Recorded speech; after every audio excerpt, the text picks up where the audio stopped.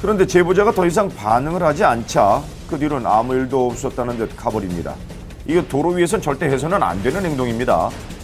그럼요. 차량으로 진로를 방해하며 있겠죠. 위협을 주게 될 경우 이건 차량을 무기로 협박을 하는 행동과 같다는 점 명심하십시오. 경기도 안양시입니다. 2차로에 있는 트럭을 주목해 주십시오. 문제없이 잘 주행하고 있는 것 같던 그 순간 아이고. 어이구 아이고. 아하 아이고. 갑자기 1차로로 넘어가는데요. 이게 어떻게 된 일인가요?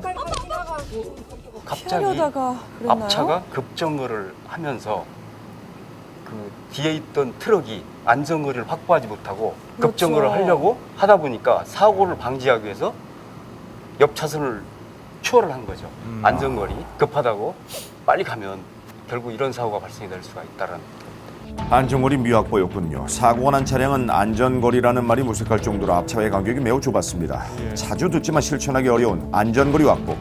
어떤 사고로 이어지고 또 왜 운전자들이 지켜야 하는 걸까요? 대부분의 안전거리 미확보 사고는 갑자기 정체되는 길에서 앞차가 급제동을 해서 추돌 사고로 이어지는 경우가 많은데요. 자, 그렇다면 안전거리라는 것은 어떤 거리를 의미하는 걸까요? 안전거리 확보 의무라는 것은 내 앞에 가는 차라는 것은 나랑 같은 차로를 말합니다. 나랑 같은 차로 내 앞에 가는 차가 만약에 갑자기 멈추더라도 내가 그 차랑 부딪히지 않고 뒤따라 멈출 수 있을 정도의 충분한 거리를 확보하라는 것을 말하는데요. 자, 그런데 안전거리 미확보 사고에서 눈에 띄는 특징이 있습니다. 바로 연쇄적으로 추돌하며 큰 사고로 이어지는 것인데요. 여러 대의 차량이 사고가 나기 때문에 인명피해는 물론 2차 사고로도 이어져 대형 사고로 이어지는 지름길이 되기도 합니다.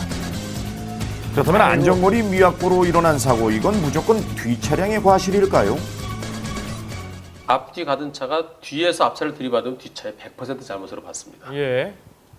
경우에 따라서는 앞차가 정당한 사유 없이 급정 가는 경우도 있거든요. 또는 뒷차를 골탕 먹이려고 일부러 급제동하는 경우도 있는데요. 앞차가 이유 없이 급제동했을 때는 앞차에게도 책임이 있습니다.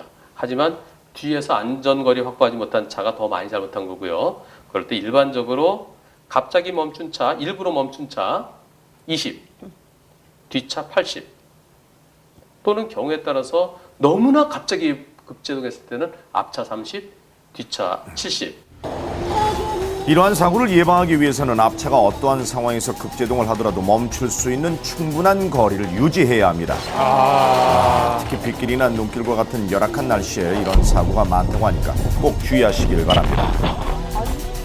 앞차와의 안전거리는 자신의 안전을 지킬 수 있는 거리라는 말이 있습니다. 특히 요즘처럼 비가 많이 오는 장마철엔 제동거리가 더욱 길어지기 때문에 안전거리를 평소보다 많이 확보해야 하는데요. 오늘 출근길부터 여러분의 안전을 위해 앞차와의 안전거리 꼭 확보하시길 부탁드립니다. 네, 이 안전거리만 확보해도 교통사고의 80%가량을 줄일 수 있다는 연구 결과가 나왔다 그래요. 네. 그만큼 안전거리 미확보가 교통사고의 주요 원인이 되고 있다는 얘기입니다. 오늘부터라도 지킬 건 꼭 지켜왔던 초보 운전 시절로 돌아가서 앞차와의 안전거리 꼭 지키시길 부탁드립니다. 네.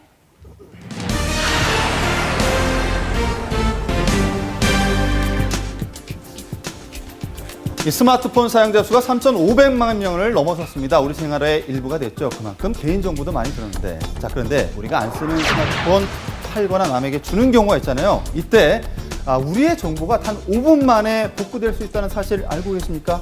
그래요? 예, 생각만 해도 아찔한데 이 소식 잠시 후에 전해드리고요. 먼저 최근 SNS를 통해서 급속히 퍼지고 있는 괴담에 대해서 취재를 해봤습니다. 문제는 이런 괴담들을 진위 여부 파악을 하지 않고 진실처럼 믿게 된다는 것인데 이때 제2, 제3의 피해자가 생길 수 있다는 것입니다. 자, 이 현장 직접 취재해봤습니다. 쓰기부터 시작해서 뭐 분리수거도 안 된다부터 시작해서 손목이라도 꺼야 되는지 그것도 아니면 정말 목이라도 매야 되는 거지 정말 죽어야 된다는 그런 생각을 진짜 많이 했어요. 그 심장 들었을 때는 뭐 가슴 터져 나가지. 너무 억울하잖아요.